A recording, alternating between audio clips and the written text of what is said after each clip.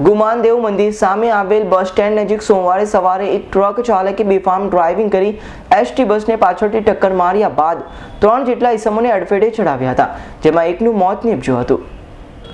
બનાવ અંગે પ્રાપ્ત વિગત નજીક ગુમાનદેવ મંદિર નજીકના બસ સ્ટેન્ડ પર પહોંચેલ એસટી બસમાંથી છાપાબેન દિનેશભાઈ પટેલ તથા સંજય નટવરસિંહ પટેલ ઉતર્યા બાદ બસ ધીમી ગતિએ આગળ ચાલી હતી। દરમિયાન પાછળથી પૂરઝડપે દોડી આવેલ ટ્રકના ચાલકે બસની કંડક્ટર સાઈડે પાછળથી ટક્કર મારી હતી।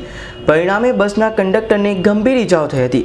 ત્યારબાદ બેકાબૂ બનેલ ટ્રકે બસમાંથી ઉતરેલા સંજય પટેલ તેમજ છાપા પટેલને પણ અડફેટે ચડાવ્યા હતા, જેમાં એકનું મૃત્યુ થયું હતું। બાદમાં ટ્રક નજીકના ખાડામાં ઉતરી ગઈ હતી। 108 એમ્બ્યુલન્સ મારફતે ઈજાગ્રસ્તોને સારવાર માટે સિવિલમાં દાખલ કરાવ્યા હતા। બસની પાછળથી બસ પેસેન્જર ઉતારવા માટે ઊભી હતી।